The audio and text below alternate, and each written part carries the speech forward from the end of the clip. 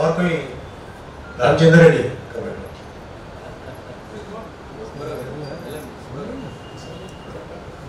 అన్యాయం అని ఆ కేసు మనం ఓడిపోయాం.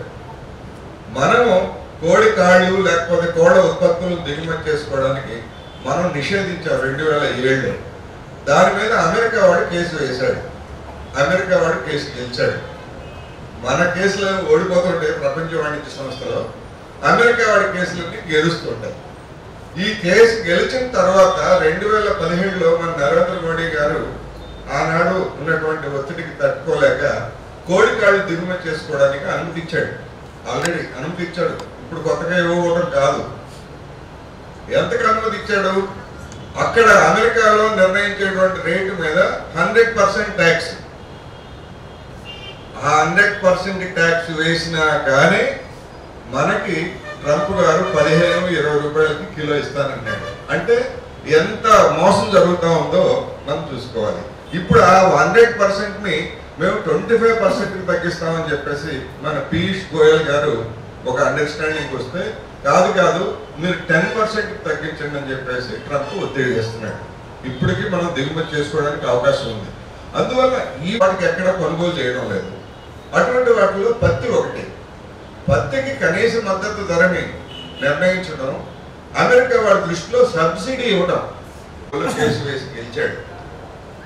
అందుకని ఇట్లా ఇప్పుడు WTOలో మన కేసులన్నీ ఓడిపోయిన ఫలితంగా మనం స్పెషల్ ఎగుమతి జోన్స్ సెజులు అంటాం. కొత్తగా మనం సెజులు పెట్టడానికి లేదు. ఎక్స్పోర్ట్ ఓరియంటెడ్ యూనిట్స్ అంటాం. ఎక్స్పోర్ట్ ఓరియంటెడ్ యూనిట్స్ పెట్టడానికి లేదు. అట్లాగే హార్డ్వేర్ పార్క్స్ మన హైదరాబాద్ వాళ్ళందరికీ తెలుసు. ఈ హార్డ్వేర్ పార్క్స్ పెట్టడానికి వీల్లేదు. ఈ పార్క్స్ లేకపోతే సెజులు లేకపోతే ఎక్స్పోర్ట్ ఓరియంటెడ్ యూనిట్స్ ఇవన్నీ పెట్టినందువల్ల అమెరికాలో ఉన్నటువంటి పెట్టుబడిదారులు ఈ పోటీని తట్టుకోలేకపోతున్నారు. ఇది ప్రపంచ వాణిజ్య నిబంధనలకు విరుద్ధము కనుక వీటన్నిటిని రద్దు చేయాలి, కొత్తగా పెట్టకూడదని చెప్పేసి ఒత్తిడి చేశారు. మరి ఇన్ని ఒత్తిడి చేసి ఇంత అష్టదిగ్బంధనం చేస్తున్నటువంటి ట్రంప్ని లేకపోతే బరాక్ ఒబామా ఎవరైనా కావచ్చు, అటువంటి వాళ్ళని మన నరేంద్ర మోడీ గారు ఎగిరెగిరి కావలించుకుంటున్నాడు. ఎందుకంటే వాళ్ళ ఎత్తులో ఈయన లేడు కనుక కావలించుకొని వాళ్ళని పడేయాలా ప్రేమించి, లేకపోతే మన కుర్రాళ్ళ భాషలో చెప్పాలంటే ఈయన పడిపోయాడు. ట్రంప్ని కావలించుకొని ఈయన పడిపోయాడు. ఈయన పడిపోయి ఏం చెప్పాడట, మీరు మా దేశానికి రండి, 70 లక్షల మందిని మీ ముందు నేను మీకు స్వాగతం నిలబెడతానని చెప్పేసి ట్రంప్ గారికి చెప్పాడు. తర్వాత అదే ట్రంప్ గారు మళ్ళీ 2 రోజుల తర్వాత 70 లక్షలు కాదు 1 కోటి మంది అని చెప్పాడు నరేంద్ర మోడీ గారు. సోషల్ మీడియాలో జోక్ ఏంటంటే నరేంద్ర మోడీ గారి ఇంగ్లీష్ మీద, నరేంద్ర మోడీ గారు కూడా ఇంగ్లీష్ బాగా మాట్లాడాడని చెప్పేసి కొద్ది నెలల క్రితం ట్రంప్ జోక్ వేశాడు. అంటే ఈయన చెప్పిన భాష ఆయనకు అర్థం కాలేదా, లేకపోతే ఆయన పొరపాటున ఈయన చెప్పాడా? ఇప్పుడు ట్రంప్ పర్యటన నరేంద్ర మోడీ ఎంకిపెళ్లి సుబ్బిజావుకు వచ్చిందన్నట్టుగా ట్రంప్ ఈ విధంగా ప్రకటన చేసిన తర్వాత అహ్మదాబాద్ లో అంతమంది జనాన్ని తీసుకురాకపోతే ట్రంప్ ఎక్కడ తింటారని చెప్పి మోడీ ఇబ్బందుల్లో పడుతున్నాడని సోషల్ మీడియాలో వైరల్ అవుతాం. అందుకని ఇవన్నీ కూడా ఇటువంటి పరిణామాలు వీటన్నిటిని గురించి నిజానికి ఇంత తక్కువ మందితో చెప్పుకోవడం అంటే మన సమాజంలో వీటి గురించి ఇంకా తగినటువంటి చైతన్యము లేకపోతే వ్యతిరేకత లేకపోవడం తప్ప నిజానికి ట్రంప్కి మనకి ఏమైనా వ్యక్తిగతమైన పంచాయతీ ఏమైనా ఉందా? లేదు. ట్రంప్ అమెరికాలో ఉన్నటువంటి కార్పొరేట్లకు ప్రతినిధి. ఆ అమెరికాలో ఉన్నటువంటి కార్పొరేట్లు మన మీద మనకు కావాల్సినటువంటి వైద్య పరికరాలను విపరీతమైనటువంటి రేట్లకి అమ్ముతున్నారు. కానీ మన దేశం నుంచి తీసుకోవాల్సినటువంటి వాటిని మాత్రం వాళ్ళు తీసుకోరు. దానికి ఇది బాగాలేదు. ఇంతకుముందు చెప్పారు, మీ దేశం నుంచి దిగుమతి చేసుకునేటువంటి బట్టలు వేసుకుంటే అవి ఒళ్ళు మంటలు వస్తున్నాయి, లేకపోతే కాలిపోతాయి, మీరు ఎక్కువ ఈ కెమికల్స్ ఇవన్నీ ఉపయోగిస్తారని చెప్పేసి వాటన్నింటిని రిజెక్ట్ చేసినటువంటి ఉదాహరణ మనకి గతంలో అమెరికా, ఐరోపా ఉన్నాయి. అందువల్ల కామ్రేడ్స్ ఇటువంటి అంశాలన్నింటినీ కూడా ఎప్పటికప్పుడు అధ్యయనం చేస్తూ ఇటువంటి పర్యటనల్ని ఏదో నామమాత్రంగా కాకుండా నిజంగానే జనాన్ని సమీకరించి పెద్ద ఎత్తున ఇటువంటి విధానాలకు వ్యతిరేకంగా చేయాల్సినటువంటి అవసరం ఉందని చెప్పడానికే ఈ 4 ముక్కలు చెప్పడానికి మీ ముందుకు వచ్చాను. ఈ సబ్జెక్ట్ మీద ఆల్రెడీ మొత్తం ఎవరైతే లీడర్షిప్ ఉన్నారో అన్ని విషయాలు మాట్లాడారు. నేను 2 విషయాలు మీ ముందు ఉంచడానికి వచ్చాను, అవకాశం వచ్చింది కాబట్టి. ఒకటి, మనకి స్టార్టింగ్ నుంచి అమెరికా, మనకి దేశం స్వాతంత్రం వచ్చినప్పటి నుంచి ఏనాడు మనకి న్యాచురల్ ఎల్ఐ కాదు, అంటే న్యాచురల్ ఎల్ఐ అంటాం కదా, మనకి మిత్రుల కింద ఏ రోజు లేదు. స్టార్టింగ్ లో మనకి స్వాతంత్రం వచ్చాక పబ్లిక్ సెక్టర్స్, ఏదైతే పబ్లిక్ సెక్టర్ అన్నాడు, స్టీల్ పరిశ్రమలు కానీ, ఉక్కు కానీ, ఇలాంటి అనేక పబ్లిక్ సెక్టర్స్ పెట్టడానికి మన దేశం అందరు సహాయం కోరినప్పుడు ఓన్లీ రష్యానే మనకి వచ్చి సహాయం చేసింది తప్ప అమెరికా ఏనాడు, పాపం నెహ్రూ గారు వెళ్ళి బతిమిలాడినా కూడా ఏనాడు మనకి సహాయం చేయలేదు. అంటే అర్థం ఏంటంటే వాళ్ళ ప్రయోజనాలు తప్ప మన దేశం ప్రయోజనాలు వాళ్ళకి పట్టవనేది క్లియర్గా అర్థమవుతుంది. ఈ రోజును కూడా అసలు ఎందుకు వస్తున్నారు ఏంటి అనేది క్లియర్ కట్గా ఈ రోజు కూడా ఏ విషయమైనా బయట ప్రచారం పెద్ద ఎత్తున మీడియాలో చేస్తున్నారు తప్ప, అంటే ఒక పబ్లిసిటీ. మోడీ గారు వచ్చాక మనకి ఎక్కడైనా ఈవెంట్స్ కండక్ట్ చేయడం, ఏ ప్రోగ్రామ్ అయినా ఒక ఈవెంట్ లాగా పెద్ద హైప్ క్రియేట్ చేసి ప్రచారాలకు ఉపయోగించుకోవడం తప్ప దీనివల్ల మన దేశానికి ఏ విధంగా ఉపయోగపడుతుంది? ఇప్పుడు మనకి HBA1 వీసాలు అనేది లభించట్లేదు అంటారు, ఇబ్బంది అవుతుంది మన యూత్ అంటున్నారు. దాన్ని ఏమన్నా ఇంకా స్ట్రీమ్ లైన్ చేయడం, ఈజీ చేయడం ఏమన్నా చేస్తున్నారా? మన యూత్కి ఏమైనా ఉపయోగపడేటట్టు ఏమైనా చేస్తున్నారా అంటే అది కూడా లేదు. ఇక్కడ ఏమైనా వచ్చి ఇండస్ట్రీస్ ఏమన్నా పెట్టే కార్యక్రమాలు ఏమన్నా, ఎందుకంటే మన పరిస్థితి, మన ఎకానమీ చాలా డౌన్ఫాల్లో ఉన్నది. ఇక్కడ ఉన్న ఇండస్ట్రీస్ని ఏమన్నా డెవలప్ చేస్తారంటే అది కూడా లేదు. అటువంటివి ఏ విషయాలు సబ్జెక్ట్ లేదు. ఇంకా ఉల్టా ఈ రోజు పబ్లిక్ సెక్టర్ ఆల్రెడీ మాట్లాడారు. పబ్లిక్ సెక్టర్ LIC ఆ రోజు 1956లో ఏదైతే అప్పుడున్న నెహ్రూ గారు పెట్టారో దాన్ని కూడా ఈ రోజు మార్కెట్లో పెట్టి షేర్లు అమ్మేసే కార్యక్రమాన్ని తీసుకొస్తున్నారు. అంటే ఏదైతే 5 కోట్లు పెట్టి LICలో పెట్టారో 5 కోట్లు, ఈ రోజున LIC దాదాపు 31 లక్షల కోట్లు ఆస్తులు కలిగి ఉన్నారు. ఇది అందరిది ఎవరిది? ప్రజల సొమ్ము. నేను ఇన్సూరెన్స్ కాబట్టి దాని మీద క్లియర్గా చెప్పాలి. అదేవిధంగా LIC పాలసీలు దాదాపు 40 కోట్ల మంది పాలసీదారులు దాని కింద ఉన్నారు. అంటే ఈ ట్రంప్ గారు రాకముందే ఈ LICని కూడా నేను ప్రైవేట్, ఎందుకంటే ఎప్పటి నుంచో కోరిక మన దగ్గర ఉన్న కార్పొరేట్స్ కానీ, విదేశీ కార్పొరేట్స్ కానీ మన పబ్లిక్ సెక్టర్ అనేది మొత్తం డిస్ఇన్వెస్ట్మెంట్ చేయాలి, ప్రైవేట్కి అప్పచెప్పాలి. BSNL చూసాం, మన పెట్రోలియం ఇదిగా BPCL చూసాం, ఎయిర్ ఇండియా చూసాం. అంటే పబ్లిక్ సెక్టర్ అంతని ఒక పథకం ప్రకారం మొత్తం కిల్ చేసే దాంట్లో ఒక ప్లాన్ ప్రకారం చేస్తున్నారు. దానికి ఎందుకంటే వాళ్ళు వస్తున్నారు కాబట్టి దాని ముందే మేము చేసామని గొప్పలు చెప్పుకోవడానికి వస్తున్నారు తప్ప దీంట్లో ప్రజలకు కానీ మన దేశానికి కానీ ఎటువంటి ఉపయోగం పడుతుందని అయితే మేము భావించట్లేదు ఫ్రెండ్స్. సో ఈ విధంగా ఇటువంటి దాన్ని ఇంకా పెద్ద ఎత్తున మన అందరూ మన ఆలోచనల్ని అన్ని డిస్కషన్స్ ద్వారా పెద్ద ఎత్తున ప్రచారం చేయాలి. ఎందుకంటే మన ఆఫీసుల్లో కానీ అన్ని చోట్ల మన మీటింగ్లు పెట్టుకుని ఎంప్లాయీస్లో, ఎందుకంటే ఈ హైప్ ఏదైతే ఉందో ఆ హైప్ ఎందుకు ఏంటనేది మనం చెప్పగలిగినాడు ఇంకా కొద్దిగా ఎక్కువ మందికి మనకి ఇక్కడ అటెండ్ అవ్వడానికి అవకాశం ఉంటుందని తెలియజేస్తూ నాకు అవకాశం ఇచ్చింది అందరికి ధన్యవాదాలు. మనం ఖండిస్తున్నాం. ఐఎఫ్సో హైదరాబాద్ జిల్లా కమిటీ తరఫున, రాష్ట్ర కమిటీ తరఫున పోలీస్ చర్యల్ని, ప్రభుత్వ నిర్వాహకాన్ని మేము ఖండిస్తున్నాం. దీన్ని పత్రికా విలేకరులు ఆహ్వానించవలసిందిగా కోరుతున్నాం. Thank you very much. అయ్యాడు అందుకే అమెరికాకు ముంపు, తను అయ్యాడు అందుకే అమెరికాకు ముంపు.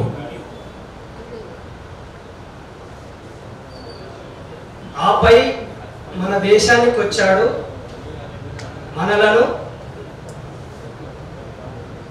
చేసేందుకు, మన దేశాన్ని కూడా చేసేందుకు డంప్ మన దేశాన్ని కూడా ఒక డంపు లాగా మార్చడం కోసం వచ్చాడు. ఇది వాస్తవం.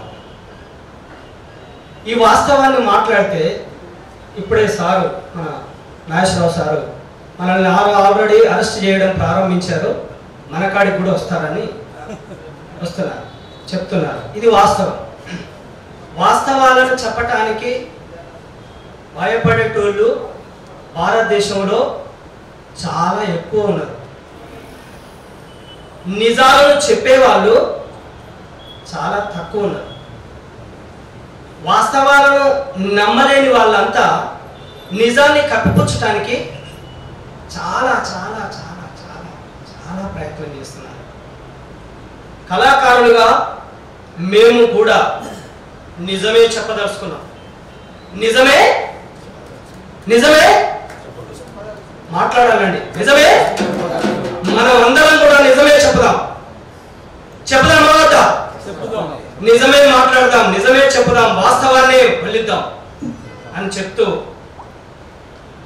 రావయ్య డొనాల్డ్ ట్రంప్, రావయ్య డొనాల్డ్ ట్రంప్, నువ్వు గుజరాత్ కంపు, నువ్వు చూడాలి గుజరాత్ కంపు. రావయ్య డొనాల్డ్ ట్రంప్, నువ్వు చూడాలి గుజరాత్ కంపు. రావయ్య డొనాల్డ్ ట్రంప్, రావయ్య డొనాల్డ్ ట్రంప్, నువ్వు చూడాలి గుజరాత్ కంపు. రావయ్య డొనాల్డ్ ట్రంప్. కాళ్ళ బేరానికి వచ్చేటోడు మమ్ములెందుకు కలబెడుతున్నాడు. కాళ్ళ బేరానికి వచ్చేటోడు మమ్ములెందుకు కలబెడుతున్నాడు. జున్ను గడ్డలమ్ముకోను వచ్చి, జున్ను గడ్డలమ్ముకోను వచ్చి మా అమ్మనెందుకు తిట్టున్నాడు. వాడు జున్ను గడ్డలమ్ముకోను వచ్చి మా అమ్మనెందుకు తిప్పలేస్తున్నాడు. రావయ్య అయ్యో రావయ్య డొనాల్డ్ ట్రంప్, నువ్వు చూడాలి గుజరాత్ కంపు. రావయ్య డొనాల్డ్ ట్రంప్, నువ్వు చూడాలి గుజరాత్ కంపు. రావయ్య డొనాల్డ్ ట్రంప్. కాళ్ళ బేరానికి వచ్చేటోడు మమ్ముల ఎందుకు కలబెడుతున్నాడు. కాళ్ళ బేరానికి వచ్చేటోడు మమ్ముల ఎందుకు కలబెడుతున్నాడు. జుమ్ము గడ్డలమ్ముకోను వస్తూ, జుమ్ము గడ్డలమ్ముకోను వస్తూ మా అమ్మనెందుకు తిప్పలెడుతున్నాడు. జున్ను గడ్డలోను కమ్మవచ్చు. జున్ను గడ్డలు అమ్ముకుంటానికి వస్తాడు మా అమ్మను, అంటే భారత జాతిని ముప్పు తిప్పలు పెడతా ఉన్నాడు. మరి కాళ్ళ బేరానికి మన సార్ చెప్పాడు, కాళ్ళ బేరానికి వస్తున్నాయంటే మన కాళ్ళు మొత్తానికి వస్తున్నాయని. మన మన తెలంగాణ అసలు కాళ్ళ బేరానికి వచ్చిండ్రా అంటే వాస్తవంగా కాళ్ళు మొక్కడానికి వచ్చిందని అర్థం. కానీ కోడి కాళ్ళు అమ్ముకుంటానికి వస్తాడు మన మధ్యలో కొట్లాడ పెడుతుండు. కాబట్టి మనమందరం కళ్ళు తెరిచి ఈ వాస్తవాలని జనానికి చెప్పాలి, ప్రజలను చైతన్యం చేయాలి. పాలక వర్గాలు చేస్తున్నటువంటి ఈ కుట్రను భగ్నం చేయాలి. ఆ ట్రంప్ పర్యటనను తీవ్రంగా వ్యతిరేకించాలి. తరువాత కూడా ఆ పెద్దన్న ముద్దపప్పు పెద్దన్నకు బుద్ధి చెప్పాలి. నిజం నిప్పు కణం, సావేలేనిది సత్యం. నిజం నిప్పు కణం, సావేలేనిది సత్యం. అన్యాయంపై అధర్మంపై గెలిపే కమ్యూనిజం. నిజం నిప్పు కణం, సావేలేనిది సత్యం. అన్యాయంపై అధర్మంపై గెలిపే కమ్యూనిజం, గెలిపే కమ్యూనిజం.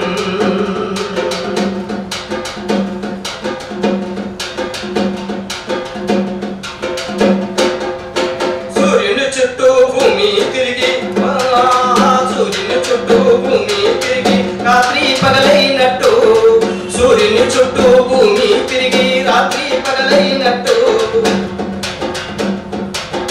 వాగు వంకలు నదులై కడలిని చేరినట్టు. వాగు వంకలు నదులై కడలిని చేరినట్టు. మేఘం కురిసి పొద్దై మెరిసి పల్లె మురిసినట్టు. మేఘం కురిసి పొద్దై మెరిసి పల్లె మురిసినట్టు. భూమిని చిచ్చి విత్తుల వృక్షమై తోడై నీడున్నట్టు, నిర్వనీడై తోడున్నట్టు. నిజం నిప్పు కణం, సావేలేనిది సత్యం. అన్యాయంపై అధర్మంపై గెలిపే శాస్త్ర విజ్ఞానం, గెలిపే శాస్త్ర విజ్ఞానం.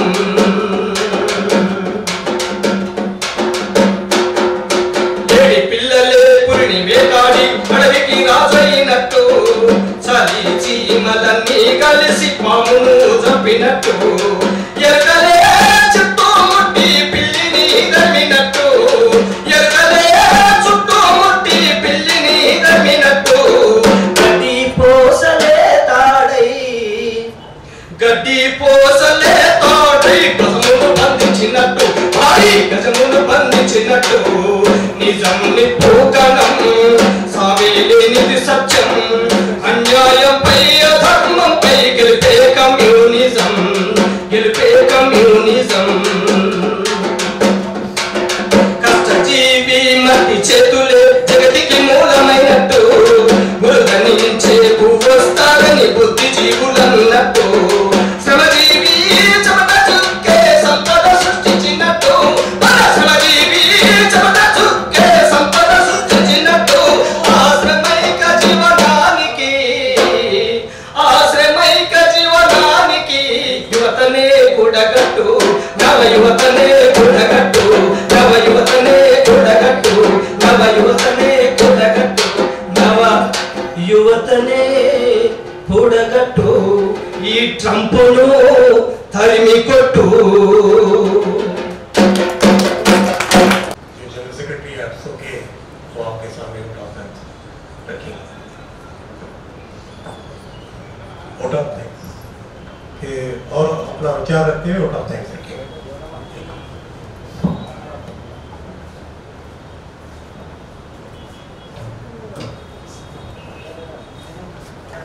Friends, brothers and sisters, ఈరోజు all India peace and solidarity organisation జాతీయ పిలుపు మేరకు ఈరోజు హైదరాబాద్ జిల్లా ఐఫ్సో తరఫున ఈ సభ ఏర్పాటు చేయడం జరిగింది. ఇందాకనే కామ్రేడ్ నాగేశ్వరరావు గారు మీకు చెప్పడం జరిగింది. దాదాపుగా 150 నుంచి 200 మంది మన ఫ్రెండ్స్, మన సిస్టర్స్, బ్రదర్స్ అంతా ట్రంప్ ఏదైతే భారతదేశ పర్యటన చేస్తున్న సందర్భంగా నిరసనగా ఈరోజు అమెరికన్ కన్సల్ట్ ఏదైతే బేగంపేట దగ్గర ఉందో అక్కడ నిరసన కార్యక్రమం చేస్తున్న సందర్భంగా వాళ్ళని అరెస్ట్ చేసి తీసుకుపోవడం జరిగింది. యాక్చువల్గా ఈ మీటింగ్ కూడా వారు కూడా రావాల్సింది, కానీ వాళ్ళు రాలేని సందర్భంగానే మనం కూడా ఒక కార్యక్రమం చేద్దామని ఐఫ్సో హైదరాబాద్ జిల్లా నిర్ణయం తీసుకుంది. వాళ్ళు ఉంటే అసలు మనకు ఈ హాల్ కూడా సరిపోయేది కాదు. చాలా మంది మంచిర్యాల వెళ్ళారు నిర్మాణ మహాసభకు. కొద్దిమంది 200-300 మంది ఇక్కడ అమెరికన్ కన్సల్టెంట్ వివిధ రూపాలలో నిరసన జరుగుతుంది. అయితే మీరు అనొచ్చు, ఎవరికి లేనటువంటి ఈ నిరసన కార్యక్రమం మీరెందుకు చేపట్టారు? ఇంతగా ప్రజానాట్యమైన కామ్రేడ్ చెప్పారు, నిజం అనేది మనం చెప్పాలి. ఈరోజు నిజం చంపుకోబడ్డది. నిజం లేదు, ప్రపంచంలో లేదు, దేశంలో లేదు, సమాజంలో లేదు. అందువలనే ఆల్ ఇండియా పీస్ ఆర్గనైజేషన్ మన రాయ్పూర్లో జరిగిన మహాసభ సందర్భంగా మనం నిజాలు చెప్పాలా, ప్రజలకు చెప్పాలా, విద్యావంతులకు చెప్పాలా, సమాజాన్ని విద్యావంతులను చేయాలా వివిధ సమస్యల మీద అన్న ఒక పిలుపు మేరకు ఈరోజు ఈ సమావేశం చేపట్టడం జరిగింది. యాక్చువల్గా మనం కూడా ఐఫ్సో తరఫున ప్లే కార్డ్ తీసుకొని ప్రొటెస్ట్ చేయొచ్చు, కానీ మన సంఘంలోనే ఉంది all India peace and solidarity organisation అని. మనం నిరసన కార్యక్రమం చేస్తే ఇప్పుడు మిమ్మల్ని తీసుకొని మేము అక్కడ వెళ్ళామనుకో, మీరు కూడా అరెస్ట్ అయ్యేవారు. అప్పుడు మీరు ఏమంటారు, మనం all India peace and solidarity organisation కదా సార్, మీరు అక్కడ తీసుకొని మమ్మల్ని అరెస్ట్ చేస్తే ఏంటి పరిస్థితి, ఇంకోసారి మన మీటింగ్ ఎవరు రారు. మన సంఘంలోనే పీస్ ఉంది కాబట్టి పీస్ఫుల్గా ఈ నిరసన కార్యక్రమం ఈ ప్రెస్ క్లబ్లో ఏర్పాటు చేయడం జరిగింది. అయితే ఇందాక వక్తలు చాలా విషయాల మీద మాట్లాడారు, ఇక నేను వివరంగా చెప్పే అవసరం లేదు. కానీ ఇప్పుడున్న పరిస్థితులలో all India peace and solidarity organisation యొక్క విశిష్టత చాలా ఉంది. ఎందుకంటే ఎన్నో సమస్యల నుంచి దేశ ప్రజలు ఎదుర్కొంటున్నారు, పోరాడుతున్నారు, కానీ వాళ్ళకి సరైనటువంటి ఒక దారి దృక్పథం లేకుండా పోయింది. సరే, మనం ఎంతమంది వచ్చాము, మన వల్ల ఏం ఒరుగుతుంది అనే సమస్య పక్కకు తీసేస్తే కనీసం ఈ దేశాన్ని ప్రేమించే వాళ్ళంగా, ఈ దేశం మీద భక్తి ఉండే ఒక సిటిజన్స్గా మనం ఈ 15-20 మంది అయినా కనీసం మంచి మాట్లాడుకుంటున్నాం. ఈయన పర్యటన వల్ల దేశానికి ఏమన్నా లాభం చేకూరుస్తుందా? ఈ ప్రశ్న ఎవరు వేసుకున్నారు? దేశంలో 130 కోట్ల మంది జనాభా ఉంది. అసలు ఎవరికైనా ఈ ఆలోచన వచ్చిందా? ఎవరైనా నిరసన తెలుపుతున్నారా? మరి దేశంలో ఎన్నో ఆర్గనైజేషన్స్ ఉన్నాయి, పట్టణాలకు ఉన్నాయి, గ్రామాలలో ఉన్నాయి, తాలూకా లెవెల్లో ఉన్నాయి. కానీ ఎవ్వరికి ఈ ప్రశ్న ఉద్భవించలే. ఇంత పెద్ద నాయకుడు, అమెరికా అధ్యక్షుడు భారతదేశ పర్యటన సందర్భంగా ఏంటి ఈ హంగామా, ఏంటి ఈ ఖర్చులు, ఏంటి దేనికి ఉపయోగపడుతుంది ఇది అని కనుక మనం చూసుకుంటే, ఇంతగా కాంప్లెక్ట్ కోటేశ్వరరావు గారు, సుబ్బారావు గారు చాలా చెప్పారు. దేశానికి 1947లో మనకు స్వాతంత్రం వచ్చింది. అక్కడి నుంచి ఇప్పటి వరకు కూడా, ఈ రోజు వరకు కూడా అమెరికా యొక్క పాత్ర భారతదేశానికి ఏముంది అని కనుక మీరు ఆలోచన చేస్తే ఏమీ లేదు. కాబట్టి భారతదేశానికి అమెరికా వాళ్ళు ఎటువంటి సాయం చేయాలి మీకు తెలుసో లేదు. ఇండిపెండెన్స్ వచ్చిన తర్వాత మన దేశం చాలా వెనుకబడి ఉంది. గుండు సూదు కూడా తయారు చేయలేనటువంటి పరిస్థితి.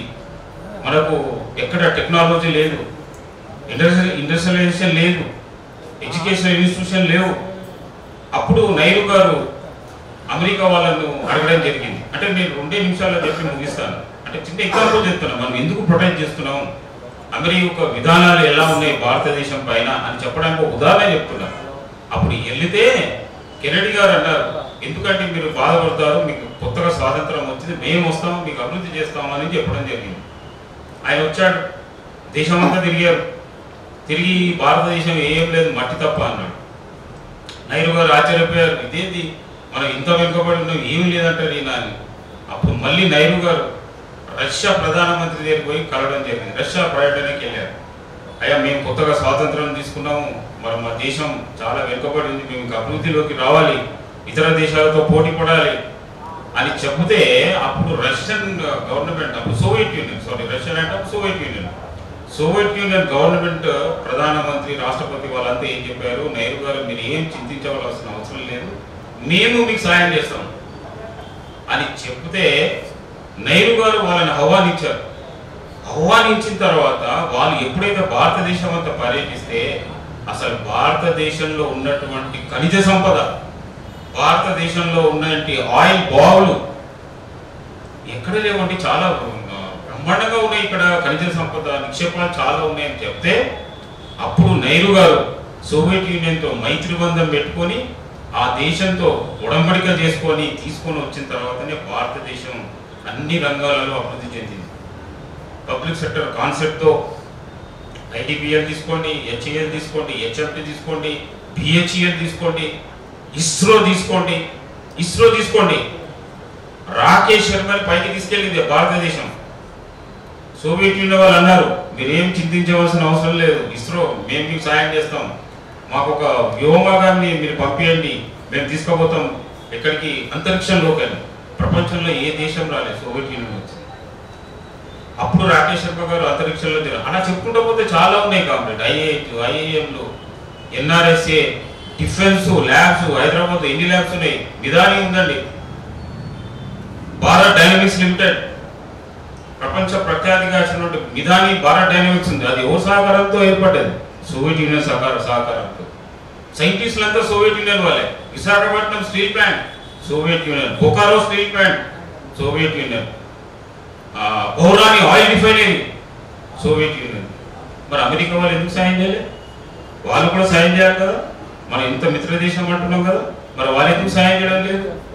1947 నుంచి ఇప్పటి వరకు కూడా అమెరికా యొక్క పాత్ర గుండుసున్న తప్ప ఏమి లేదు. ఏ రంగంలో కూడా భారతదేశాన్ని అభివృద్ధిలోకి తీసుకుపోవడానికి సాయం చేయలేదు. ఇంకొక విషయం మీకు చెప్తా, ఎప్పుడైతే భారతదేశం అణుపరీక్ష చేసిందో మన వాజ్పేయి గారి పీరియడ్లో, ఏంటండి అణుపరీక్ష చేస్తే మనం తప్ప, మనకు ఆంక్షలు పెట్టేశారు, మీకు ఇది ఇవ్వము, అది ఇవ్వము, ఇవ్వము అన్నారు. అంటే అభివృద్ధి ఎప్పుడైతే మనం చేసుకుంటామో మనకి ఆస్తికరించడానికి చూసుకుంటారు, మన కాళ్ళు లాగడానికి చూసుకుంటారు. ఒక మీకు ఎగ్జాంపుల్ చెప్పా, అనురంగం అణుపరీక్ష చేస్తే మనల్ని ముప్పు తిప్పలు పెట్టారు. ఇప్పుడు చెప్పారు కామ్రేడ్స్ ఏమని, మనం ఎందుకు ట్రంప్ను వ్యతిరేకిస్తున్నాం, అన్ని రంగాలలో, ఒక రంగం అని కాదు. వీళ్ళ వల్ల మనకు ఒరిగేది ఏంటి, మన దేశానికి ఏం ప్రయోజనం చేకూరుస్తుంది? ఏమి ప్రయోజనం లేదు. అందుగురించే ఆయనను వ్యతిరేకించడానికి పాలసీల వ్యతిరేకంగానే, మనము వ్యక్తిగతంగా ఎవరికి వ్యతిరేకం కాదు కాబట్టి మనకు దేశానికి హానికరమైనటువంటి నిర్ణయాలు తీసుకుంటున్నారు కాబట్టి ఈ పాలసీ వల్ల దేశానికి కానీ ప్రజలకు కానీ ఎటువంటి ఉపయోగం లేదు కాబట్టి వ్యతిరేకించాలా, నిరసన తెలపాలా, ఏ కొద్ది మంది అయినాతోనైనా మనం సమాజానికి తెలియపరచాలన్న ఉద్దేశంతోనే all India peace and solidarity organisation ఈ నిర్ణయం తీసుకోవడం జరిగింది. ఇక వివిధ కార్యక్రమాలు దేశమంతా జరుగుతున్నాయి. మన ట్రంప్ గారు రేపు కూడా ఉంటారు. మీరు చూస్తున్నారు అహ్మదాబాద్లో ఏం జరుగుతుందో. ఆశ్చర్యం ఏంటంటే అది అహ్మదాబాద్ స్టేట్ క్యాపిటల్ అయినా స్టేట్ గవర్నమెంట్ ఇన్వాల్వ్మెంట్ లేదన్నా. 120 కోట్ల ఖర్చు పెట్టారు. ఎవరు ఖర్చు పెట్టారు? ఒక కమిటీ ఫామ్ చేశారు. అది ఎవరు కమిటీో తెలియదు. అది స్టేట్ గవర్నమెంట్కు తెలియదు, చీఫ్ మినిస్టర్కు తెలియదు, రూపానికి కూడా తెలియదు. ఎవరైనా అంటే మాకు తెలియదు సార్, 5 మంది ఉన్నారు, వాళ్ళు చూస్తున్నారు. ఇప్పుడు అంత పెద్ద క్రికెట్ స్టేడియము, ఒటేరే స్టేడియము, 11 కిలోమీటర్ల ర్యాలీ దేశానికి ఉపయోగపడుతుందా? అది ఎలక్షన్ క్యాంపెయిన్కి ఉపయోగపడుతుంది. ఈయన పోయి చెప్పుకుంటాడు అక్కడ, చూడు నాకు ఎంత లక్షలాది మంది నాకు స్వాగతించారు, నన్ను ఎన్నుకోండి అని చెప్పడానికి ఉపయోగపడుతుంది. ఈయన హౌడీ మోడీ అని ఊసల్లో పోయారు. ఆయన భారతదేశ ప్రధానమంత్రిగా వెళ్ళి ఆయన దేశానికి ఉపయోగపడమైన నిర్ణయాల మీద ఆయన బాగా సాయం చేస్తుందని చెప్పాలి. అది చెప్పలే మన ప్రధానమంత్రి. ఒక్క బార్ ట్రంప్ కా సర్కార్. ఆయన పోయింది ఎందుకంటే ఒక్క బార్ ట్రంప్ కా సర్కార్ చెప్పడానికి అన్ని కోట్లు ఖర్చు పెట్టి అదంతా ఎవరు చేశారు? గుజరాతీ వ్యాపారస్తులు. ఇక్కడ కూడా గుజరాతీ వ్యాపారస్తులే. మీకు తెలుసో లేదో, అక్కడ ఉన్న ఆర్గనైజేషన్స్ అంతా ఎన్ఆర్ఐస్, అమెరికన్ ఎన్ఆర్ఐస్ కోట్లు ఖర్చు పెట్టి ఈ కార్యక్రమం చేస్తున్నారు. చీఫ్ మినిస్టర్ కూడా ఆహ్వానం లేదు. ఢిల్లీ క్యాపిటల్ కేజ్రీవాల్, ఆయన మొన్ననే చీఫ్ మినిస్టర్, ఆయన కూడా ఆహ్వానం లేదు. కానీ మన రాష్ట్రపతి గారు ఏదైతే విందుకు మన కేసీఆర్ సాబ్ మాత్రం ఇన్వైట్ చేశారు. ఆయన ఎత్తున్నాడు విందు తీసుకోవడానికి. మనకు అభ్యంతరం లేదు, ఎవరికైనా పిలువ. కానీ న్యాయం ఉండాలి కదా, సమానత్వం అనేది ఉండాలి. ఎవరు ఏంటి అనేది చూసి కూడా ఇన్వైట్ చేయాలి. అక్కడ కూడా వివేక్ష. సో ఇవన్నీ దృష్టిలో పెట్టుకొని మేము ఈ కార్యక్రమం చేపట్టాము. మా ఆహ్వానాన్ని మన్నించి మీరందరూ వచ్చి ఈ చిన్న కార్యక్రమాన్ని అయినా మీరంతా జయప్రదం చేసినందుకు మీ అందరికీ హైదరాబాద్ జిల్లా ఐప్సో తరఫున కృతజ్ఞత తెలుపుకుంటున్నాం. అట్లాగే మా ఆహ్వానాన్ని మన్నించి సభకు వచ్చి చక్కటి ఉపన్యాసాలు ఇచ్చినటువంటి ఇందిరా శోభన్ గారికి ధన్యవాదాలు. అట్లాగే మేడం మంజుశ్రీ గారికి, అట్లాగే రఘుపాల్ గారికి, అలాగే నాగేశ్వరరావు గారికి, తర్వాత గురుబచన్ సింగ్ గారికి ధన్యవాదాలు తెలుపుకుంటున్నాము. అట్లాగే మీడియా మిత్రులకు, పత్రికా రంగ మిత్రులకు వారికి కూడా ధన్యవాదాలు తెలుపుకుంటున్నాం. అట్లాగే మా ప్రెస్ క్లబ్ యజమాన్యానికి వారికి కూడా అడిగిన వెంటనే మాకు పర్మిషన్ ఇచ్చినందుకు వారికి కూడా, ముఖ్యంగా విష్ణు చాలా మాకు సహకారం అందించాడు. అడిగిన వెంటనే అన్ని ఏర్పాట్లు కూడా చేశారు. విష్ణు కూడా ధన్యవాదాలు. అట్లాగే మా రిక్వెస్ట్తో కోటేశ్వరరావు గారు, సుబ్బారావు గారు కూడా వచ్చి చక్కటి సందేశాన్ని ఇచ్చారు. వారికి కూడా ధన్యవాదాలు తెలుపుతున్నాను. భవిష్యత్తులో కూడా మేము ఏ కార్యక్రమం చేపట్టబోయే, ఐప్సో తరఫున చేపట్టబోయే కార్యక్రమానికి ఇట్లాగే మీ వంతు సహకారాలు అందిస్తారని ఆశిస్తూ ఈ హైదరాబాద్ జిల్లా all India peace and solidarity organisation తరఫున మరొకసారి మీ అందరికీ హృదయపూర్వకమైన నమస్కారాలు తెలుపుకుంటూ కృతజ్ఞతలు తెలుపుకుంటూ ఈ సభ ముగిస్తున్నామని తెలియపరుస్తున్నాం. అఖిల భారత ట్యాంక్ సంఘీభావ సంఘం జాతీయ పిలుపులో భాగంగా ఈ రోజున హైదరాబాద్ జిల్లా కమిటీ తరఫున ప్రెస్ క్లబ్లో, బషీర్బాగ్ ప్రెస్ క్లబ్లో ఈ సమావేశం ఏర్పాటు చేయడం జరిగింది. ఈ సమావేశం ముఖ్య ఉద్దేశం డొనాల్డ్ ట్రంప్ భారతదేశ పర్యటన భారతదేశానికి ఏమైనా మేలు చేస్తుందనేది చర్చ పెట్టాము.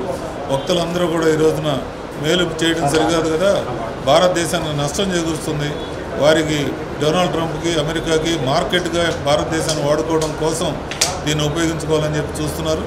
దేశానికి నష్టం కలిగించే పర్యటనే తప్పితే మన దేశానికి లాభం వచ్చే పర్యటన ఏం కాదని చెప్పేసి యాజ్ ఇట్ ఈజ్ ఇప్పుడు అహ్మదాబాద్లో జరుగుతున్నటువంటి పర్యటనలో భాగంగా కూడా కోట్లాది రూపాయలు కూడా ప్రజాధనాన్ని వేస్ట్ చేస్తున్నారు.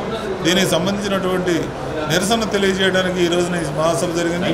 అలాగే యుఎస్ కన్సులేట్ దగ్గర జరుగుతున్నటువంటి ధర్నాలు శాంతియుతంగా నిరసన తెలిపే హక్కు కూడా నిరాకరించబడి అందరినీ అరెస్ట్ చేయడం జరిగింది. దీన్ని ఐప్సో తీవ్రంగా ఖండిస్తుంది. ఇటువంటి నిరసనల్ని వ్యతిరేకిస్తాం అనేది ప్రజాస్వామ్యంలో భాగం కాదు.